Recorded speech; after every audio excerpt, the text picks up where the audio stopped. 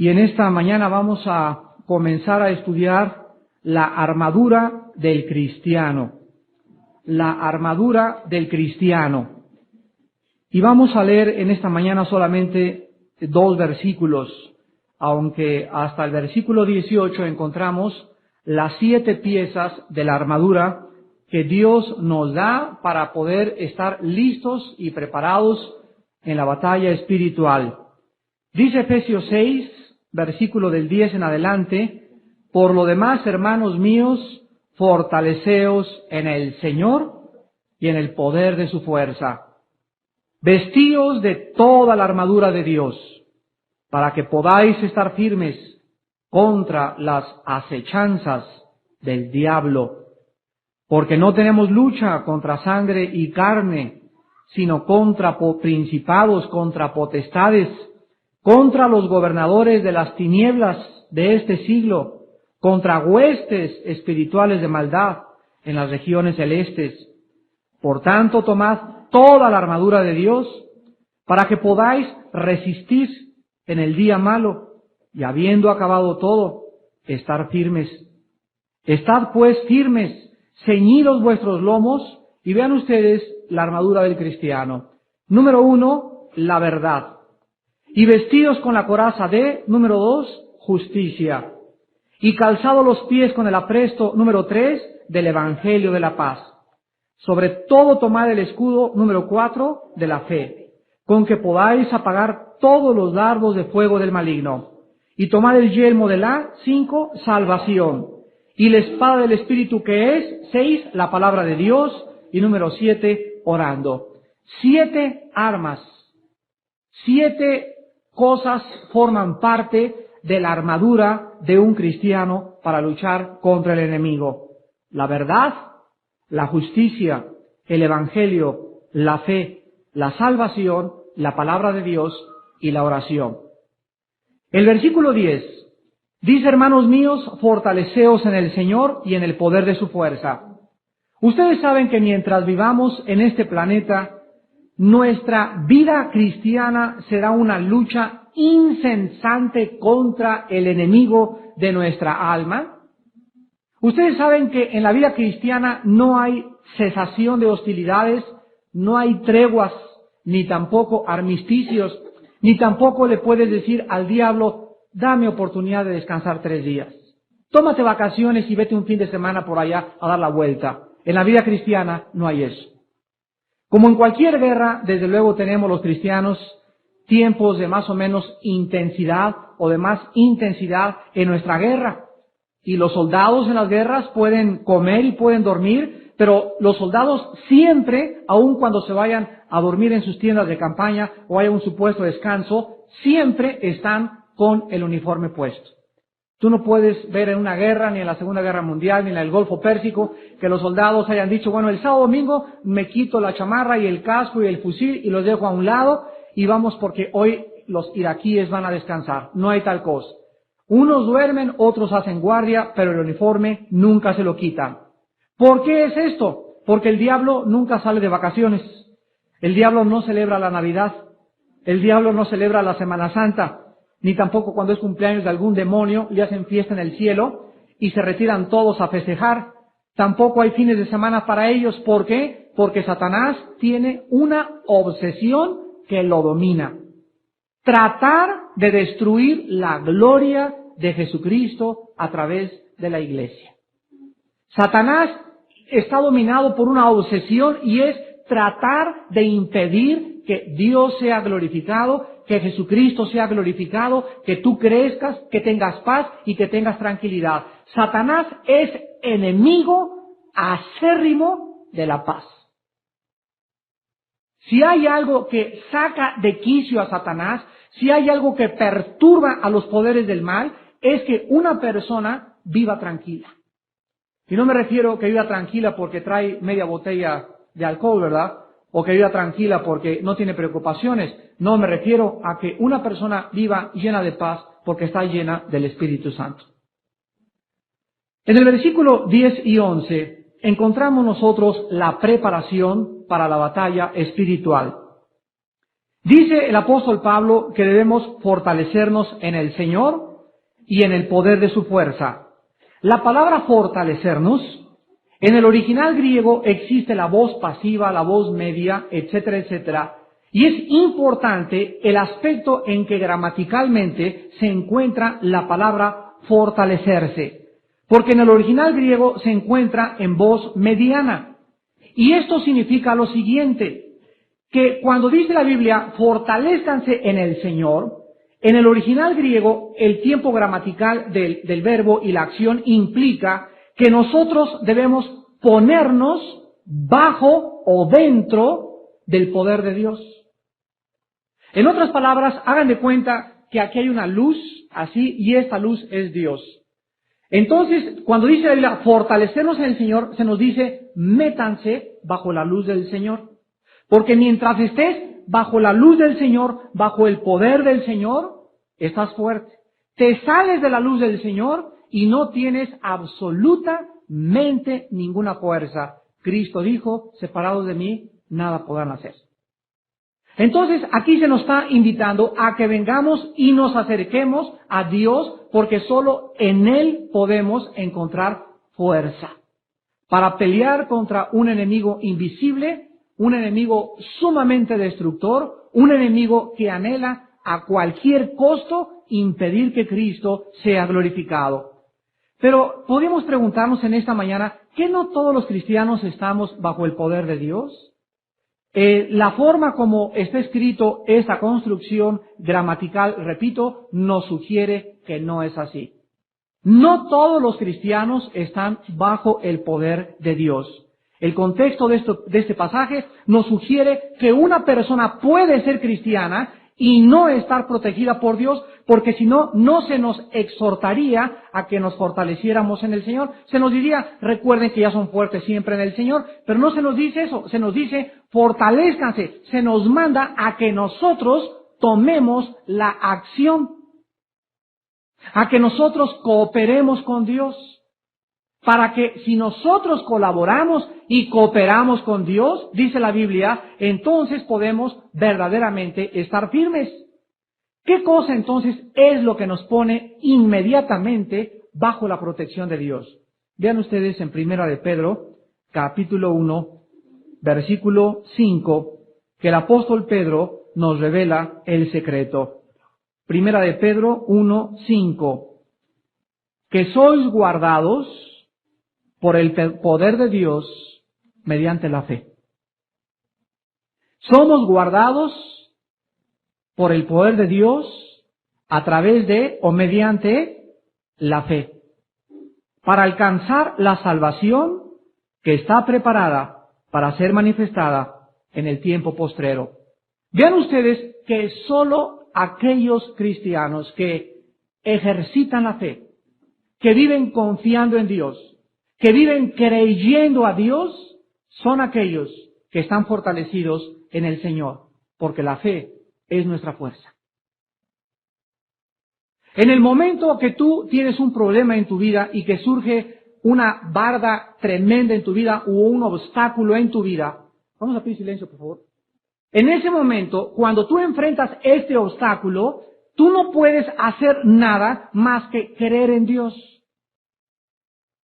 Si tú agarras el escudo de la fe y lo tiras al suelo, ya no tienes absolutamente ninguna posibilidad de poder defenderte del enemigo.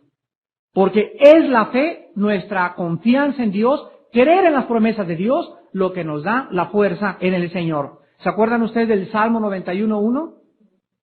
El que mora al abrigo del Altísimo, o sea, el que vive, el que está continuamente bajo aquí se nos muestra como una sombra, bajo una luz, bajo un poder, el que está resguardado, el que está cobijado, debajo de Dios, vivirá protegido.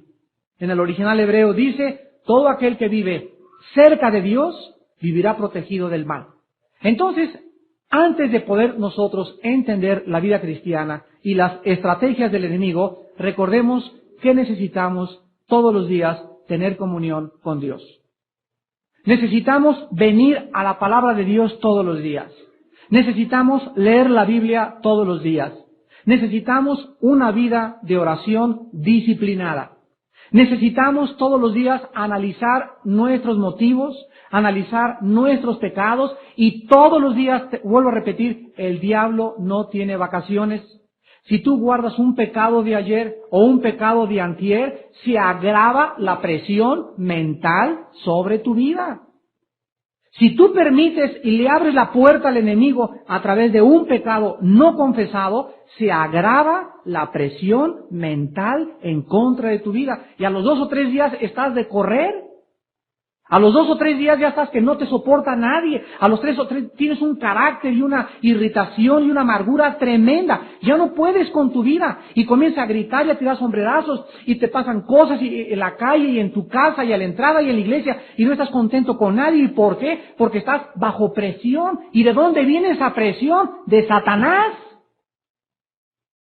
¿Y por qué es esa presión? ¿Por qué es esa falta de paz? Simplemente porque no estás fortalecido en el poder de Dios. No estás bajo la sombra del Altísimo. Y dice la Biblia en 1 Juan capítulo 1, que cuando nosotros confesamos nuestros pecados, la sangre de Jesucristo nos limpia de toda maldad. Pero si tú dejas un pecado resguardado, dice Proverbios 28:13, el que encubre sus pecados no prosperará, mas el que los confiesa y se aparta alcanzará misericordia. Entonces, antes de poder comenzar a querer ponernos una armadura, vemos aquí las 2 cosas que nos preparan para la guerra espiritual. Número 1, vivir cerca de Dios. Y número 2, obedecerlo. ¿Y por qué la segunda parte es la obediencia? Porque dice el versículo 11, vístanse. El versículo 10 nos dice, fortalezcanse. El versículo 11 nos dice, vístanse. ¿Ya lo vieron?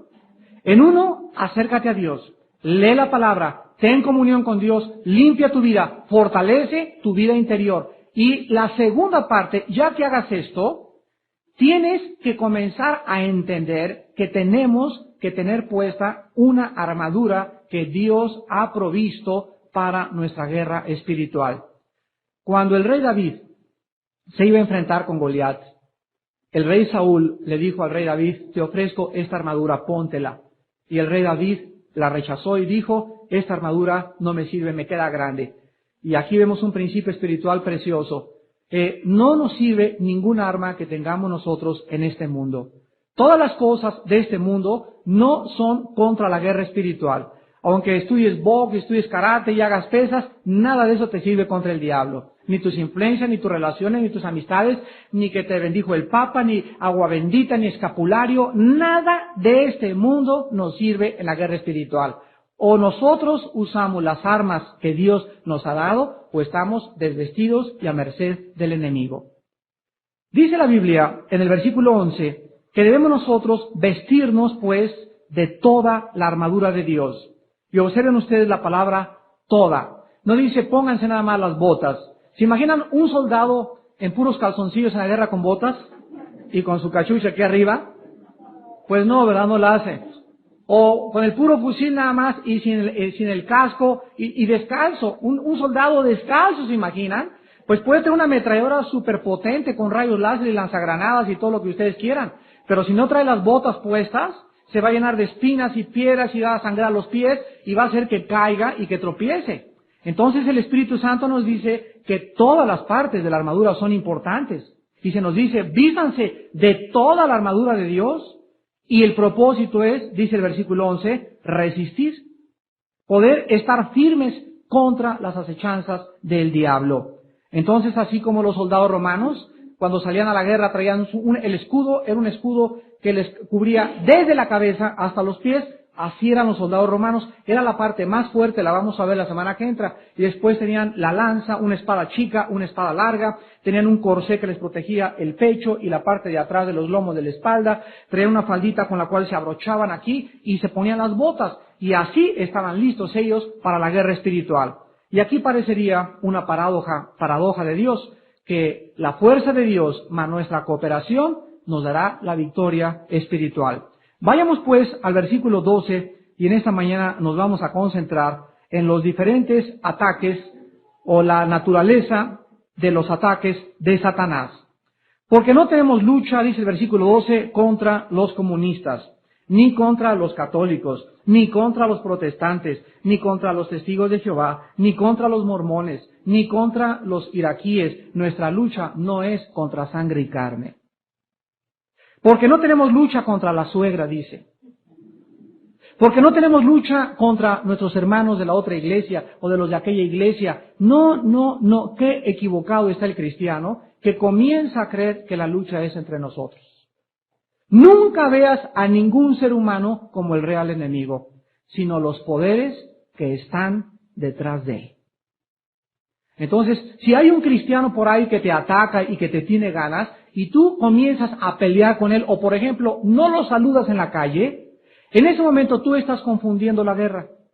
Y estás creyendo que como él te hace cara de fuchi, y porque le voy a perdonar, tú tampoco le dices nada. En ese momento tú crees que si le contestas de esa manera, pues ya le hice la cara de fuchi y ya no lo veo. En ese momento quiero decirte que estás perdiendo batalla en la guerra espiritual. Porque tú deberías estar orando por las fuerzas que están detrás de ese hermano o de esa hermana que le están haciendo ser como él es. Pero cuando tú te lo encuentras, ¿cómo estás? Y con una fe no fingida. Y lo amas, y lo perdonas, y lo saludas. Y oras en tu casa. Que él te lance dardos, si tú estás orando, ninguna lanza te va a alcanzar. Porque no peleamos contra sangre y carne. Tenemos que contestar a través de las armas que Dios nos ha dado. Dice la Biblia que nuestra lucha es contra principados. Esto se refiere a principales espíritus del mal que están como jefes. La palabra principados tiene un origen en la palabra arc, el prefijo griego arc, que significa el primero en un orden. Entonces, cuando la Biblia dice que estamos peleando contra principados, se nos está diciendo que estamos luchando contra jefes de demonios. Jefes de demonios, o sea, está Satanás, después tiene generales, después tiene coroneles, después tiene tenientes, tiene sargentos y tiene soldados rasos, los vulgares demonios. Pero en los poderes del mal, aquí el versículo 12 nos habla de una organización completa. Y los demonios no crean que son como la abeja africana que se lanzan así, bum, puni, bum, puni. No, los demonios están perfectamente bien organizados y no hacen nada, y esto es lo más paradójico de todo, ¿no? Los demonios no hacen nada sin las órdenes de su jefe. ¿Podríamos decir que los demonios son obedientes? ¿Los demonios son obedientes? Pues los demonios son más obedientes que muchos cristianos. Porque desde que cayó Satanás, ya no ha habido ninguna otra rebelión. Se le cuadran a Satanás y lo respetan, pero son obedientes para el mal. Entonces vemos que hay dos clases de obediencia. La obediencia hacia el bien y la obediencia hacia el mal. Obedecer el mal es muy fácil. Obedecer el mal es decirle sí al sexo ilícito, es decirle sí al alcohol, es decirle sí a la pornografía, es decirle sí a mis apetitos. Mi cuerpo quiere un gansito marinela, me lo compro. Que mi cuerpo quiere cenar un litro de atole, me lo compro. Y me puedo poner así de gordo y así de gorda y nunca hacer ejercicio. ¿Por qué? Porque le digo sí a todo lo que es fácil. Decir no a lo que es fácil es difícil.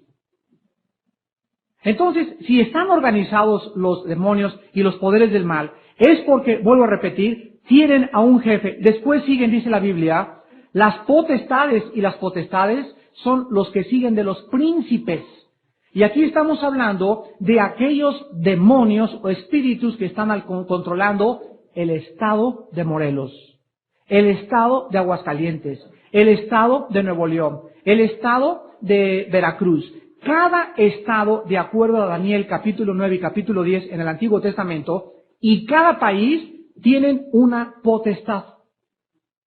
Y sobre esa potestad está Satanás, y debajo de esa potestad están los soldados rasos. Pero aquí hay un grupo especial de poderes del mal en cada estado operando, y todos operan en cada estado de diferente forma. Gracias a Dios que cuando los cristianos nos juntamos a orar, aquí nos juntamos a orar todos los martes, todos los miércoles, de las 7 a las 8 de la noche los hombres, las mujeres se juntan a orar los martes, los miércoles de las 9 a las 10 de la mañana. Cuando nos juntamos a orar los cristianos, estamos nosotros poniendo barreras invisibles y estamos protegiendo nuestras familias, nuestra iglesia, estamos protegiendo todas aquellas cosas que ellos pudieran planear en contra de nuestra vida para los cristianos que vienen a orar.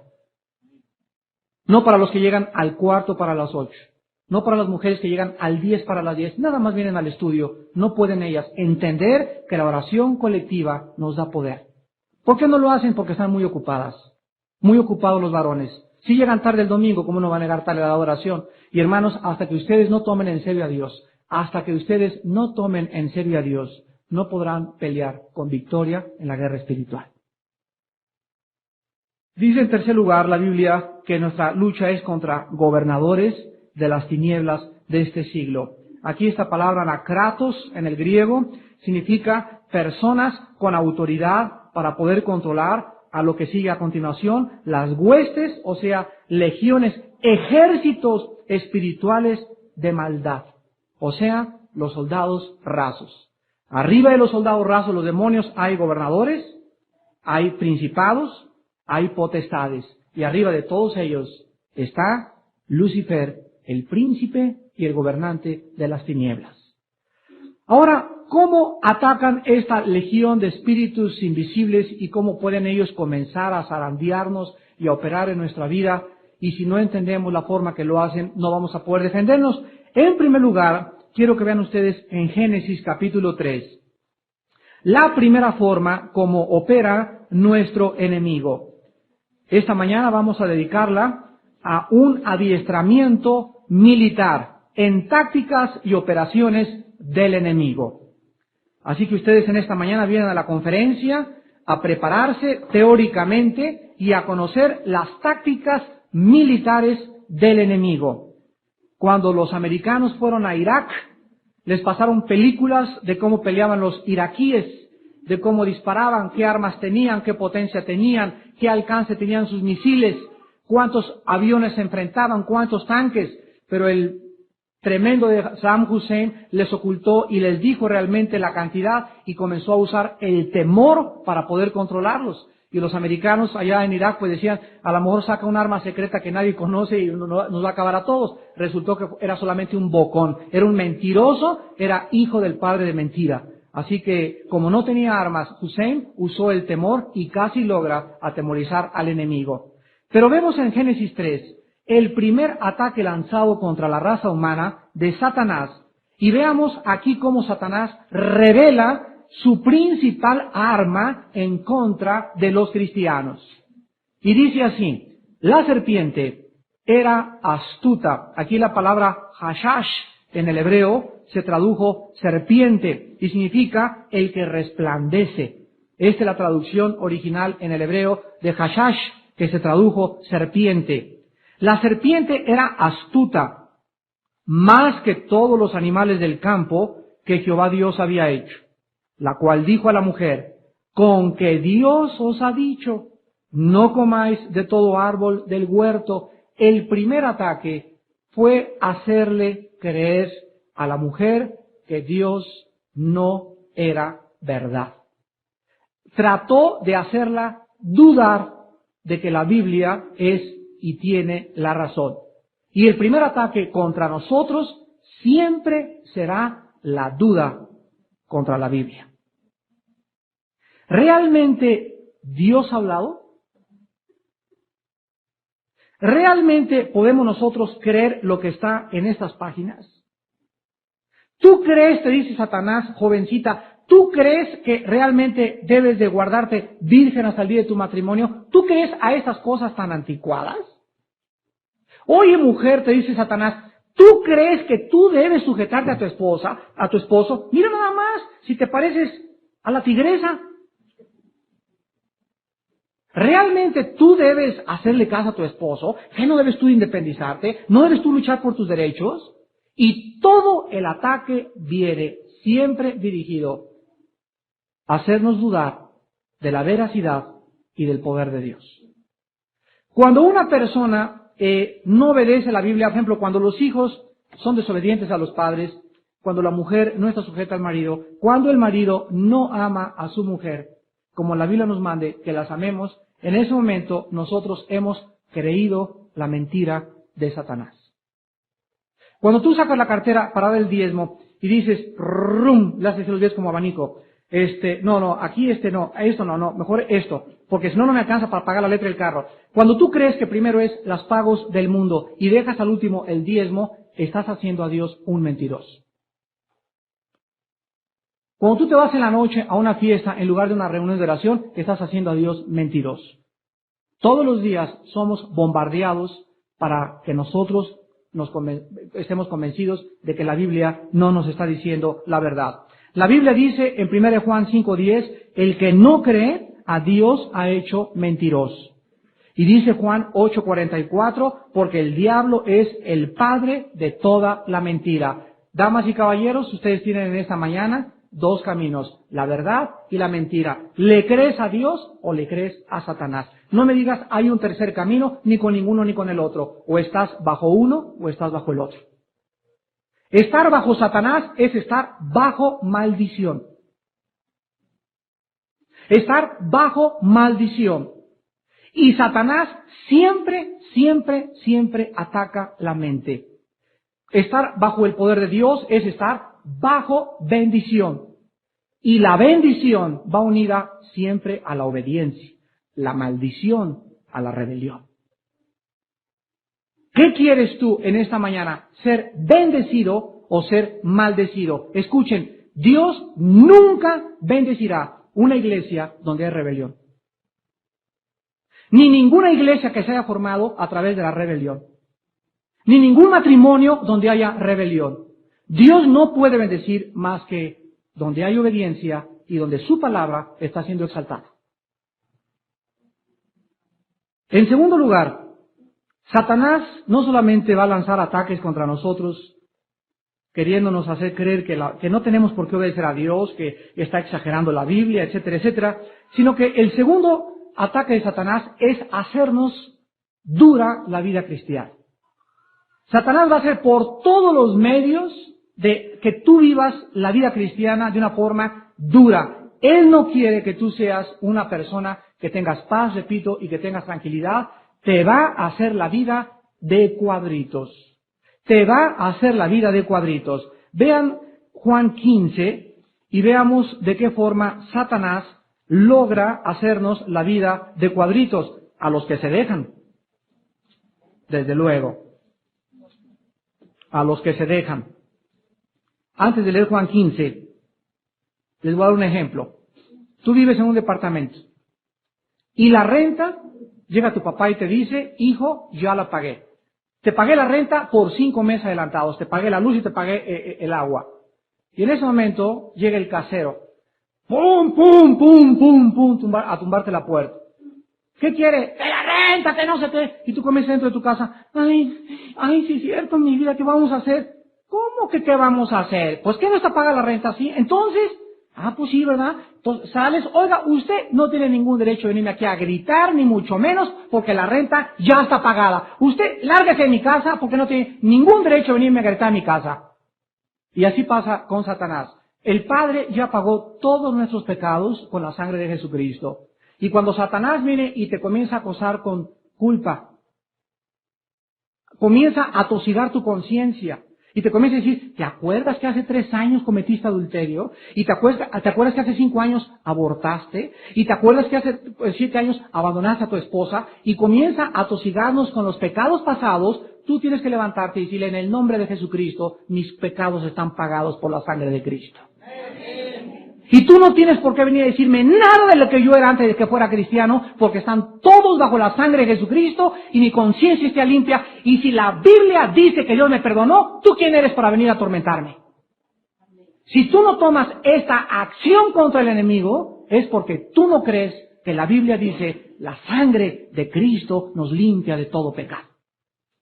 Entonces estás ahí, ay, sí es cierto, y comienzas con tus culpas y con tus tormentos, estás haciendo a Dios mentiroso. Satanás usa, en primer lugar, para hacer una vida cristiana de cuadritos, la persecución. la persecución. Juan 15, del 18 al 23.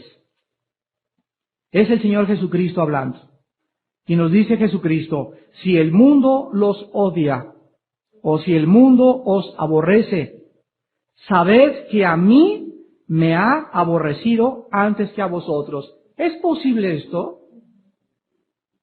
¿Es posible que el hombre más perfecto, más bueno, el hombre con la mirada más dulce, más tierna, más transparente, más limpia que haya pisado este planeta, el hombre más manso, más misericordioso, el hombre que jamás le hizo ningún daño, ni le arrancó el pelo a nadie, ni le dijo una palabra mala a nadie, el ejemplo, la personificación de la santidad? ¿Es posible que a este hombre el mundo al que vino le haya odiado?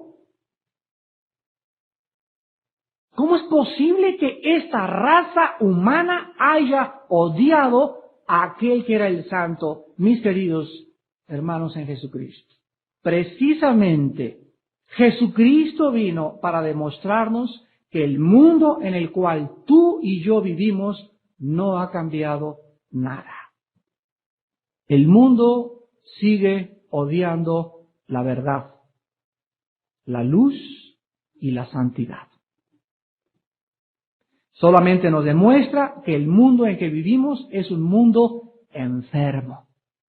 El mensaje de ayer, el suicidio de la raza humana, mencioné las 4 clases de suicidio que existen en el mundo. El suicidio físico, el suicidio moral, el suicidio intelectual y el suicidio espiritual. De una u otra forma, toda la raza humana se está suicidando. Se está autodestruyendo porque somos por naturaleza destructivos. Dice la Biblia, si el mundo los aborrece, Cristo nos informa, acuérdense, sepan que a mí también me colgaron en la cruz y todavía era el odio tan grande que me gritaban, bájate de la cruz si puedes, si eres el Salvador. Bueno, la pregunta en esta mañana es, ¿por qué tanto odio? ¿Qué les hizo? ¿Qué les hizo? ¿Vendió droga a Cristo? ¿Cometió adulterio? ¿Robó? ¿Defraudó? ¿Dejó de pagar impuestos? ¿Provocó una subversión contra el gobierno romano? Ni siquiera eso.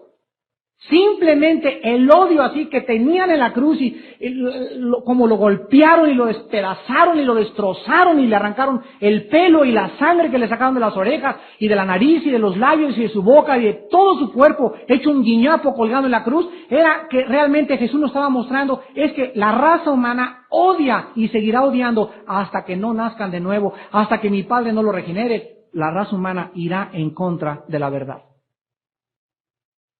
¿Qué hicieron los cristianos en la Inquisición para que en el nombre de la Iglesia se les persiguiera, les arrancaran las uñas, los quemaran vivos en el nombre de Jesucristo? ¿Qué hicieron? Les voy a decir cuál pecado hicieron. Leer la Biblia. Leer la Biblia. Dice el versículo 19, la razón del odio del mundo. Si fuerais del mundo, ¿qué somos, jupiterianos? ¿Somos marcianos? La Biblia nos dice que nosotros, escúchenme muy bien, nosotros no pertenecemos a este mundo. Estamos físicamente caminando y todo, pero ¿no te has sentido marciano con tu suegra de vez en cuando? ¿No te has sentido ya con tu familia que ya no encajas? Que ya tienes como pez fuera del agua, ya sus chistes y sus rollos, sus objetivos y sus metas, como que ya no nos sentimos a gusto en una fiesta no cristiana, por ejemplo. Más te vale que no te sientas a gusto. Porque si ahorita me es que eres cristiano y vas a las fiestas cristianas o las reuniones no cristianas y te sientes como si estuvieras en tu casa, dudo que tengas la vida espiritual. Cristo les habla a los que hemos sido regenerados. Si ustedes fueran del mundo, y dice, el mundo nos amaría. Pues claro.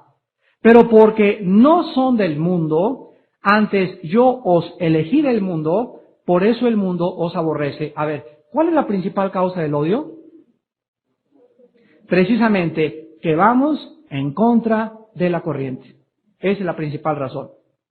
Una muchacha en tercero y secundaria que sea diferente, que no se pinte como las demás, que no use minifalda como las demás, que no use escote como las demás, que no se acueste con su novio como las demás, basta para que ella vaya en contra de las demás, para que la comiencen a perseguir, para que te comiencen a odiar. Un hombre en una oficina que vaya bien, que no mire las piernas de la secretaria, que sea casto, que sea no un patán, que sea decente con todos, que no se ríe de los chistes colorados, que no haga caso de la pornografía y de las revistas que sacan, que en el día del brindis de Navidad la gente diga vamos a brindar todos y él su tehuacán.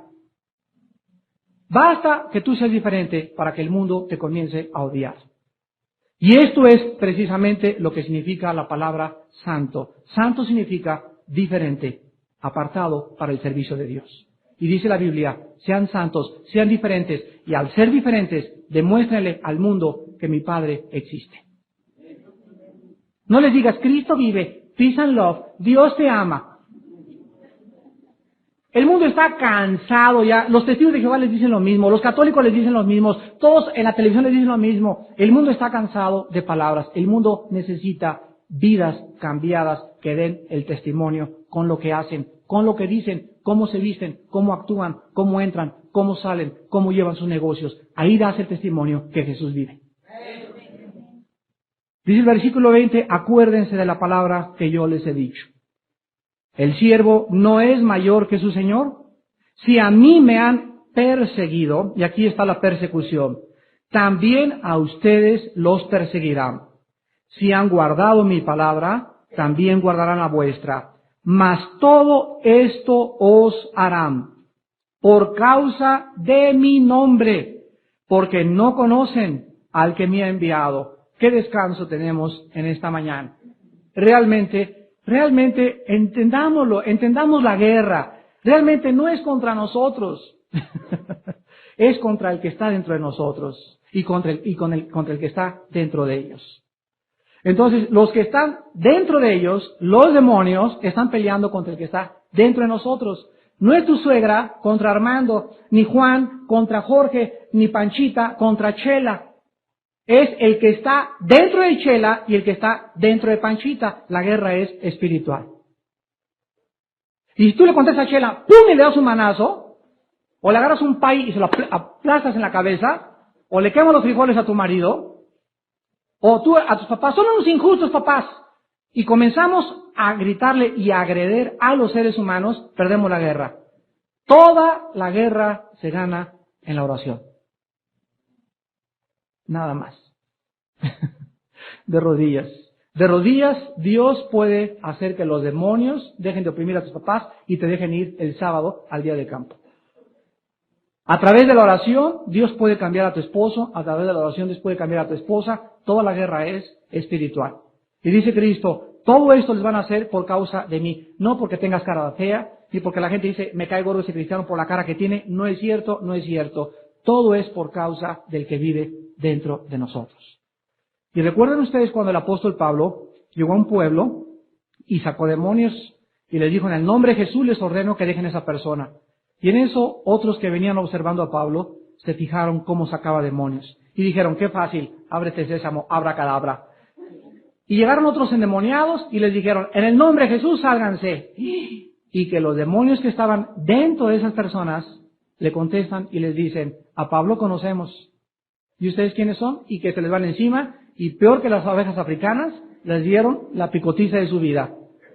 Entonces recuerden algo, cuando tenemos problemas con la gente, cuando de repente hay gente que te comienza a agredir, cuando hay gente que te comienza a odiar y a perseguir, recuerda que los que están manejándolos a ellos, lo hacen porque ellos saben que tú y yo tenemos al Espíritu Santo.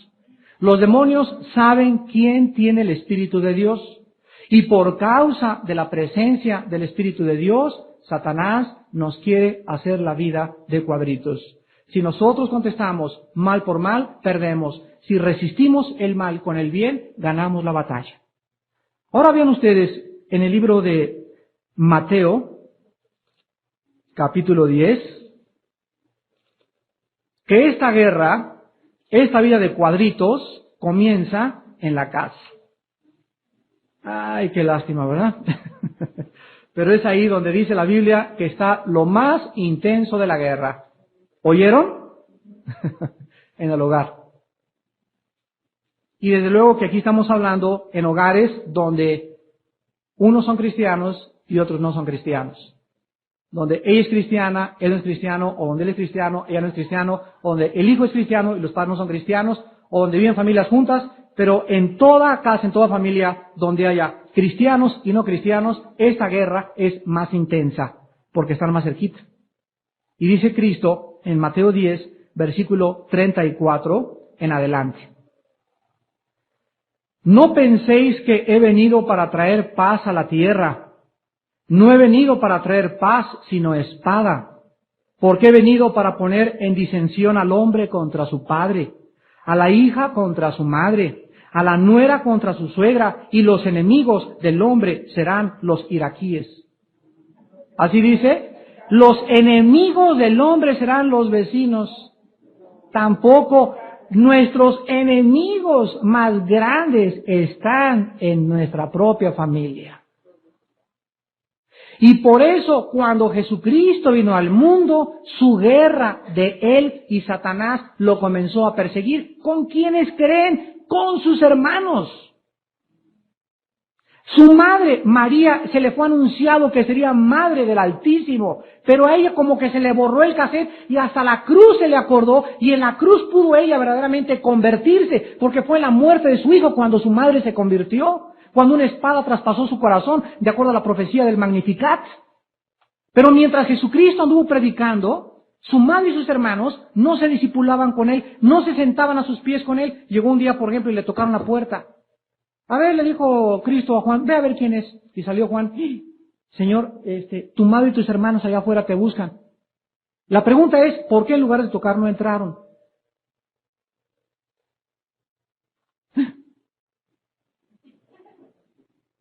¿Por qué no estaban en el estudio bíblico con Cristo? Y Cristo le dice a los discípulos: mi madre y mis hermanos son ustedes, los que hacen la voluntad de mi Padre. Y 3 veces en la boda de Caná, aquí y en la cruz, Cristo le llama a su madre mujer.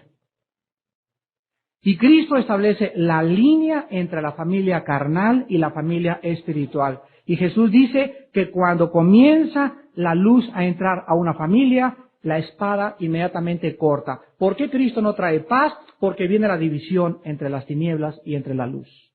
La luz es muy fuerte para que los que estén en las tinieblas la soporten. Los que están en las tinieblas comienzan a perseguir a los que están bajo la luz.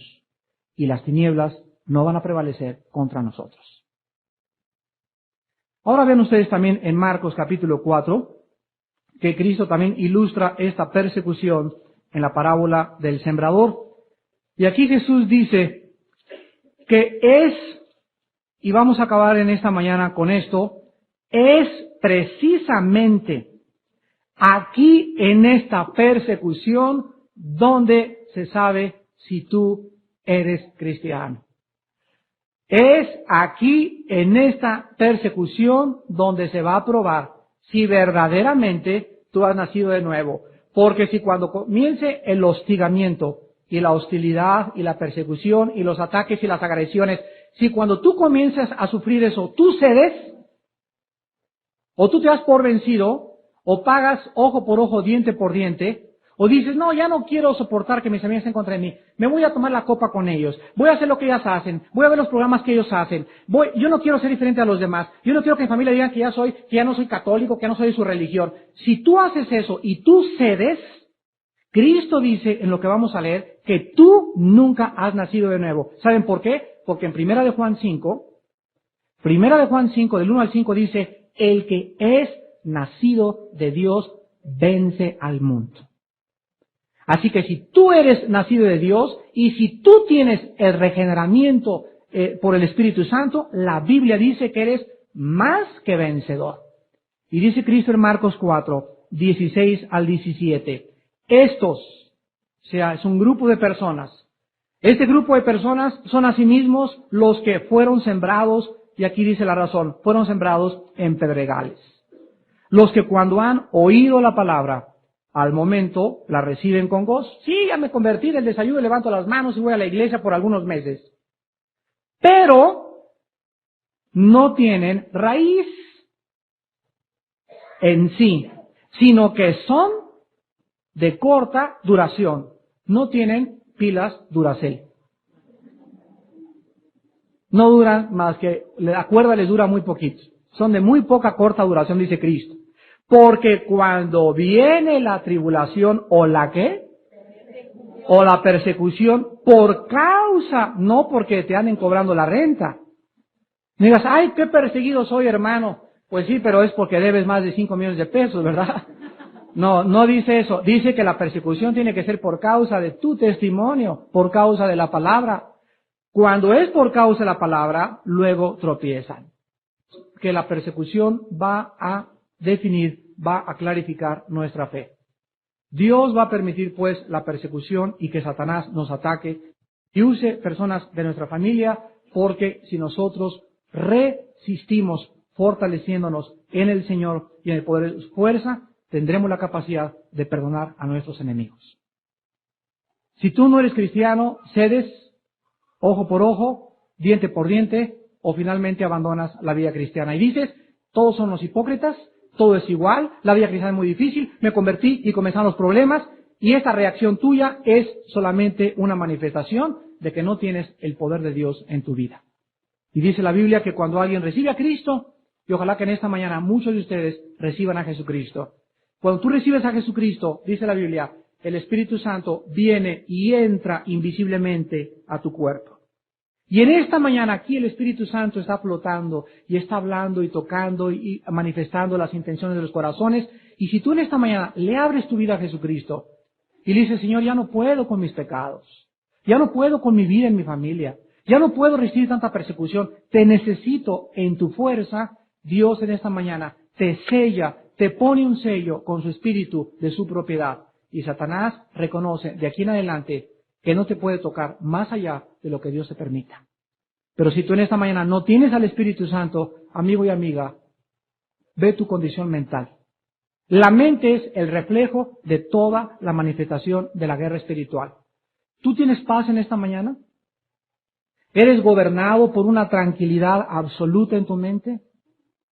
¿O eres una persona neurótica, paranoica, esquizofrénica, alterada por cualquier cosa, siempre tomando pastillas tranquilizantes, con úlceras en el estómago, no puedes ni dormir siquiera por las causas que te sobrevienen todos los días?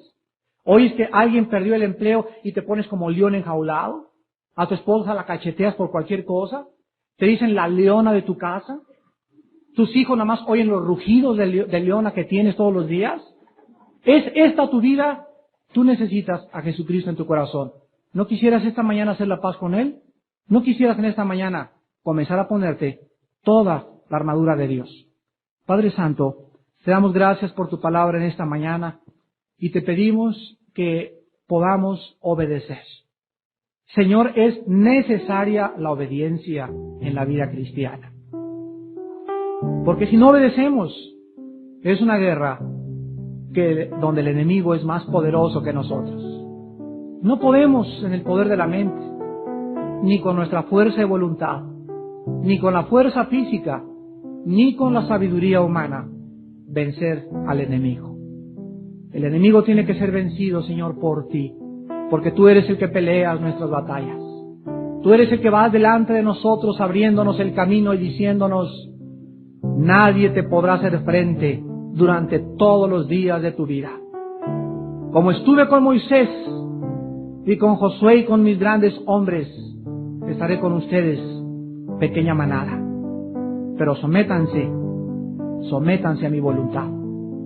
Ríndanse y sean mansos, y ya no peleen contra mí. Y yo los protegeré, los guardaré en mi santa morada, les pondré en alto, les pondré en una roca, y les mostraré mi salvación. Roca fuerte y castillo fuerte es el nombre de Jehová. A él correrá el justo y será levantado. Tú eres, Señor, nuestro refugio, nuestra roca.